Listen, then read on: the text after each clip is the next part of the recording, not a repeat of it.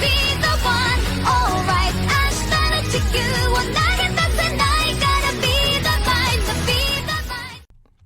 What is going on, you guys? It is yours truly, the real Sakurai, and we are back for another reaction to the Nostalgia Critic videos, movie reviews and whatnot. And from the last one, I did one of Alice in Wonderland. For this one, is going to be around in the same thing for live action Disney movies. This one is going to be one of Maleficent. Now, this I didn't have really much of a problem with because it did stick to the side of the villain and, what she went through. And for the most part, people really enjoyed it. And I enjoyed it too, because we never really understood the reason as to why Maleficent was evil and all that. But this movie, to be honest with you, it goes in that route, in a good deal, in a positive way. Well, not in a positive way, but in a good deal. So, without further ado, let's get to this.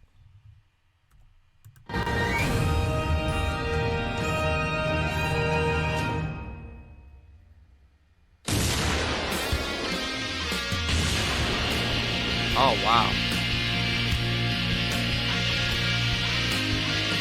Malcolm Ray. Yep. Tamara.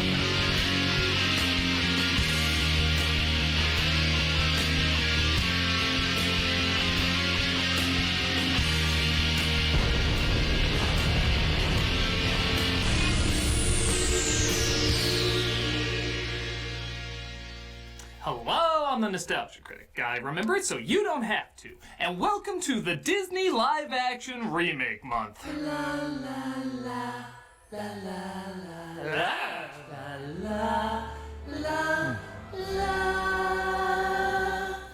Disney likes profitable phases, doesn't it? Don't get me wrong, some of the most timeless characters have made money for years, but they also like to focus on what's popular for the moment. Whether it be Disney Channel original movies, DVD sequels, or buying what you thought for a second wasn't theirs, they finally asked the question, what if they combined their timeless story still making money with their search for fad still making money? And with less creative effort. Hey, they had to continue those timeless stories that already made them money. What if they just told them again? Now we're cooking! The Disney live-action remakes, for the most part, have turned in a huge profit. So much so that at the time this video is released, at least 12 other Disney stories are in the process of being remade. It's like Groundhog Day, except instead of you becoming a better person, the world is becoming continually worse. And one of the earliest hits was Maleficent.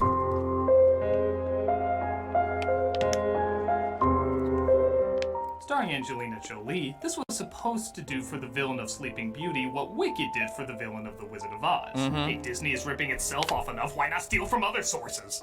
The idea of telling a fairy tale from a different point of view is nothing different, but the advertising for this movie made it look like you were going to be rooting for the bad guy. Like, oh, it feels so good to be so bad, let's root for that anti-hero. And seeing how Maleficent is easily one of Disney's best villains, this could kind of be cool. What we got is... Ow! Ow! Not cool. Is it possible, though, that just like the lead, this is all a misunderstanding and I should look closer to find something of worth? Do all crows secretly have a cool, stylish emo stud muffin inside of them? Stay cool, bird boy. Let's take a look at Maleficent. Let us tell an old story anew, and we will see how well you know it. Well, if you're telling it anew, we can't know it. The first line is literally a lie. So there's a kingdom of people and a kingdom of creatures the Na'vi refuse to eat, as a young Maleficent, shown here as taxidermy owl wings on an American Girl doll, is one of the kindest and gentlest of all fairies. I guess they regret calling her Maleficent then. The border guards have Just tell her. I want to tell her. Border guards. No, you told last time, so I should tell this time and this'll wait next time. Fine, thank you. I hope you're laughing your ass off at this because there's 20 minutes of this joy sprinkled all throughout the film. The border guards have found a human thief at the pool of jewels. Sorry. For what, delivering a bad punchline or looking like a CG Barbie dolls? Christ, are those ugly? They find a farm boy named Stefan, who stole a jewel from them, but Maleficent forces him to give it back. She walks him back to his kingdom where he reveals his parents are dead. My parents are dead. Mine too. My horns ripped up my mother's insides at birth, and then I headbutted my father on the way out. Damn. They agree to form a friendship over the years and even end up loving each other. She grows up into Angelina Jolie, a fitting choice as she's a mix of beautiful and Kinda funny looking. But as you'll see, the writing does little to keep her an interesting character. For several I don't years think so. passed, and Stefan was away taking asshole lessons so he could help the king destroy the fairies because... But the king was an asshole. What was the reason again? Crush them! Makes sense. Maleficent is the protector of her kingdom with her tree-beard army, and heads up, nothing in the film is cooler than this scene.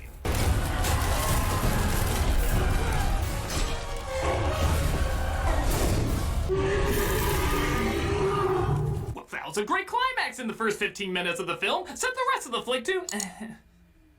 Stefan, the crown's personal Scottish Michael Bay, hears the king say whoever kills Maleficent will become the future ruler of the land. Hey, how And he is got the old greedy as gal fuck. Anyway? Maleficent? He finds he can't actually kill her, but he decides to cut off her wings as Which was even Good more thing fucked up. Maleficent's a heavy sleeper because she didn't even notice, and she wakes up defeathered. I never even got to find out how they tasted. Stefan drops off the wings, which equals a body, I guess, and is appointed king. Maleficent says if one character can spontaneously turn into a dick, so can I, and she turns herself evil. Her first order of evil business? Turn a random crow into a boy. You monster! I need you to be my wings. What do I call you? Beaver. What do they call you? Beaver. It's not a name, that's the sound a goose makes when it farts. Beaver. So Maleficent and Beaver decide to turn their kingdom into a den Beaver. of evil. Or just make things dark, but ooh, it looks so evil. And hatch the diabolical plan of sitting around and doing nothing for years. Doth your evil now know a starting point? Of course, Stefan gets himself a queen who gives birth to a daughter named Aurora. And three of the other kingdom's most annoying fairies come to foster peace. I wish for you the gift of beauty. My wish is that you'll never be blue, only happy all the days of your life. May seeing grief and sorrow in other people confuse you so you cannot comfort them. Right. Before the last fairy can give her present, though, and by the way, yes, we never figure out what it was going to be, Maleficent steps in to constantly show off that she has 2 rows of teeth. Stay away from the princess. Yes, stay away. I'll call you when a 90s rainforest needs Ah! Before the sun sets on her 16th birthday, she will prick her finger on the spindle of the spinning wheel Oh my! Actually, that's not too bad. and fall into a sleep like death. Oh, that's much worse. Actually, why don't you just make it death? Why a deep sleep that's like death? Why don't you just make it death? Wouldn't that be a lot simpler? Oh, your curse. And because this movie's tone also seems to be on a spinning wheel, listen to the music they play over this scene. I like you, Becky. Do it again. Oh yeah, she's totally cursing that baby to feel the rhythm of her swing. Ah! Oh yeah. All right. The princess can be woken from her death sleep, but only by true love's kiss. No! What are the chances a beautiful girl who's happy 24/7 will find someone to love her? You weirdly not practical monster!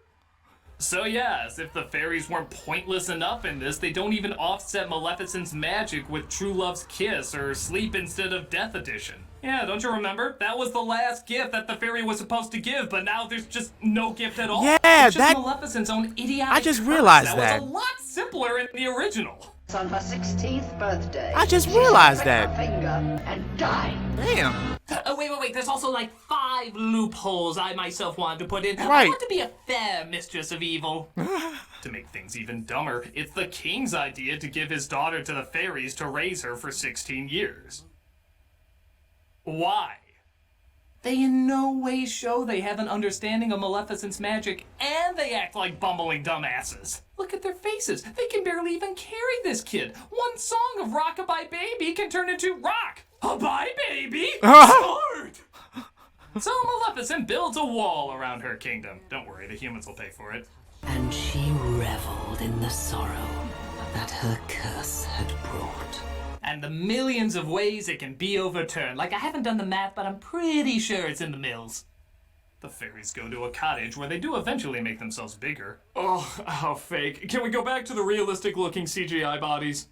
And as expected, they turn out to be pretty shitty parents. Right down to leaving her outside to be spotted and Maleficent finding them literally before they can even move in. That's crazy. There goes all that suspense. Oh, wait, I take it back. There actually is a lot of suspense. Suspense that these three lobotomized hocus-pocus stooges will kill the child before Maleficent does. In fact, Maleficent saves Aurora from their benign child-slaughtering ways and even ends up raising her more than the fairies do. I'm not even joking. That's what happens over all these years. Look, I'm open to a different interpretation, but the fairies in the original were clumsy, but loving and caring and charming. These three literally let the baby almost die on several occasions and sleep through half of it and fight through the other half. They're despicably unlikable. In fact, they're easier to hate than the character you're supposed to hate. Actually, yeah, let's talk about her for a bit. It's clear what Disney's trying to do. They're trying to go the wicked route of taking a famous villain with no sympathy and making her a misunderstood hero. But here's the thing. The original Wicked Witch from The Wizard of Oz is a thug. She's a simpleton with a low vocabulary who uses blunt force to get whatever she wants. There's supposed to be no charm to her. So in Wicked, it's compelling when you see her as the opposite. A smart, fragile, charismatic, yet misunderstood outcast who got blamed for everything because she was different. And didn't always know how to fight back. You can easily see how this world would make up a story about her being this villain. With Sleeping Beauty, Maleficent is already a charming, charismatic, and sophisticated villain. She has her outbursts, of course, but there's always a charm and grace to whatever she does. You love how smart, elegant, and diabolical she can be. Right. So to make this work, you would have to do the opposite. And A, I'm not sure that's what this movie does, and B, if it does, it doesn't do it well. She's not simple enough to have a charming naivete, but she's also not intelligent enough to be diabolical or menacing. Her actions half the time are pulling pranks on the fairies or trying to scare the baby with faces. And when it doesn't work, she says, "I hate you," like a 5th grader. So on no level does this come together. It can't go all the way with what it originally was, but it can't go all the way with the opposite either. She's the badass mistress of all. Oh, she looks so cute when a kid hugs her. Okay. I know I just said in the beginning that, when a lot of me and my friend talked about this, he enjoyed it because it showed a side of Maleficent that we didn't see, and how she was treated and all that. But like I say again, the Nostalgia Critic does bring up some valid points. He does bring up some valid points, because I totally forgot about what went on throughout this movie. It's been years since I've watched this movie, so. Yeah. I guess Disney, as far as these live action remakes go, they're trying their best, but it's not really, up to snuff. I'm so behind her being a badass villain, except when they're trying to make her a cute, awkward babysitter. Mistress of all evil? How about Mistress of just stopping Home Alone sequels in her spare time? Though that would be a welcome gift.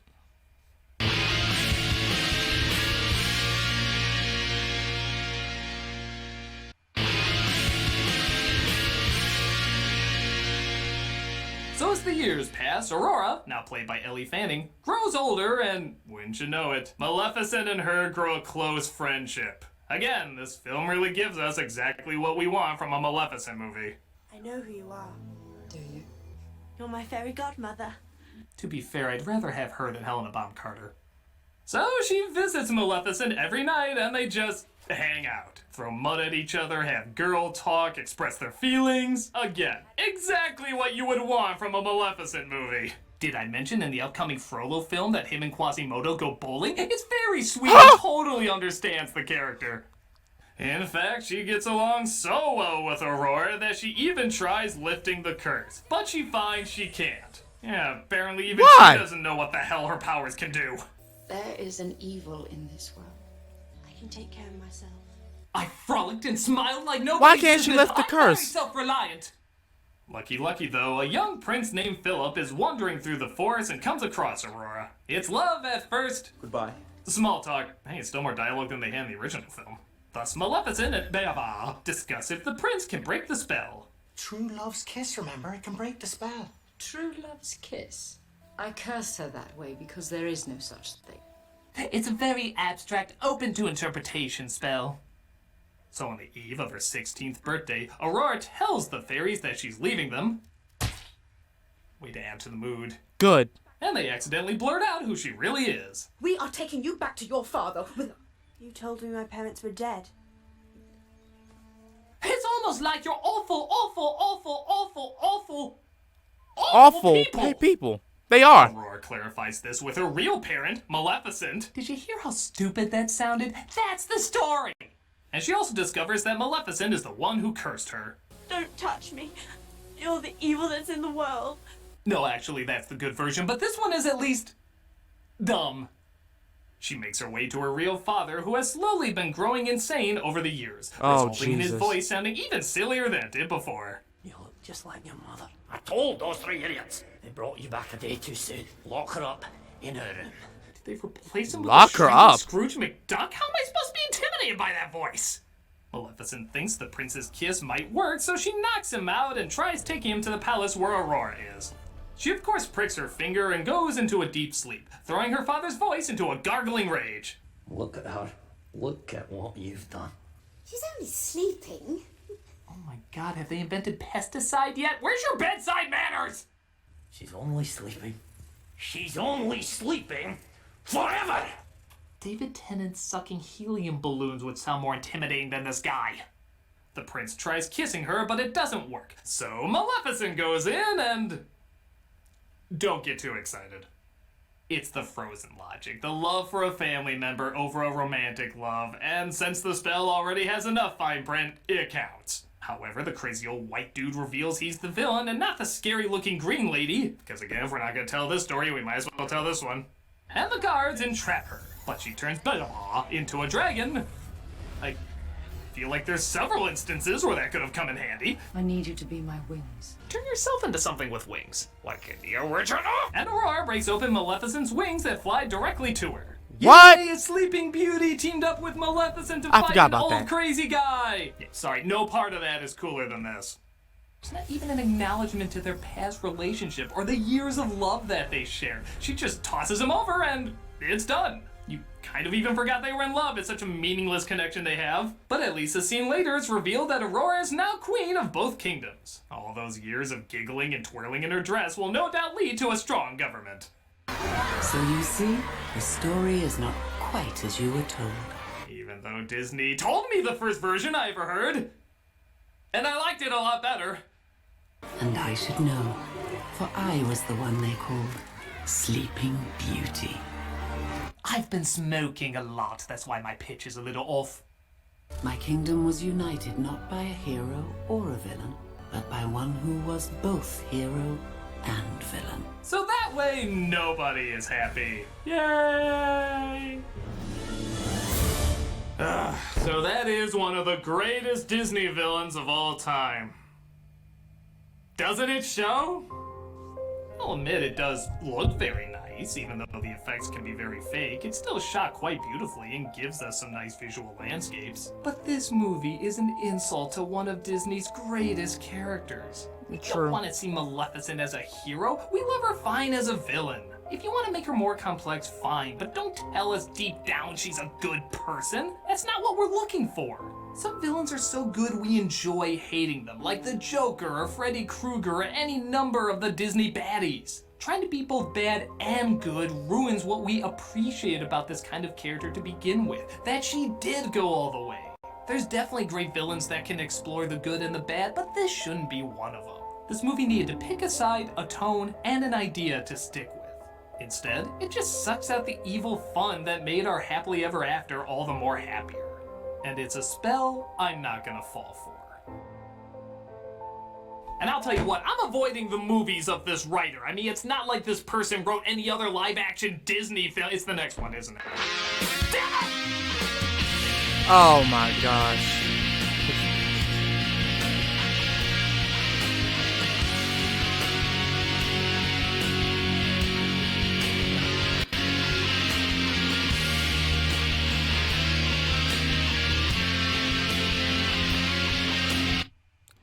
yeah, that that really sets the tone for a lot of, the future of these like live action Disney movies. Like, don't get me wrong, it's nice to the fact that they're actually paying homage to the classics, but it would be nice if they had just shown the classics. That's the whole thing that I have with Disney as far as that goes. As far as their classic character goes, like Mickey and Donald and, Maleficent and all those types of things. As far as Disney Channel goes, the main problem that we have with you, Disney, is that you've abandoned the classics. You've abandoned these characters. When all this time, for years upon years upon years, we've been wanting you to bring back the classics, not remake them in a half-assed way, or in a way where you're trying to do something new, but you end up not going to the point where you're reaching the level of creativity that you're trying to. If you're going to do it, like, bring back the old. If you're going to do that, if you're going to go in that route, go in the route of how the classics did. Do that. And if you can't do that, do reruns of it. Give us reruns of the classic movies, of the classic Jungle Book, and all that. And they're probably doing it, but probably not so much. Because I haven't been watching TV. I don't watch Disney Channel like that as I was when I was a kid. I haven't been watching Disney Channel like that. And the last time I looked at it, they've been doing all these family shows that I don't even know about. Like, if you're gonna do that, do that. God, I'll tell you what. I know what they're trying to do. They're trying to rekindle what they had with That's So Raven and Sweet Life of Zack and Cody and Lizzie McGuire and all those different live action shows. And now they're trying to do it. They're basically trying to focus on live action as far as Disney and that medium goes. They're trying to do the best they can in that. But the problem with that is we don't want all that.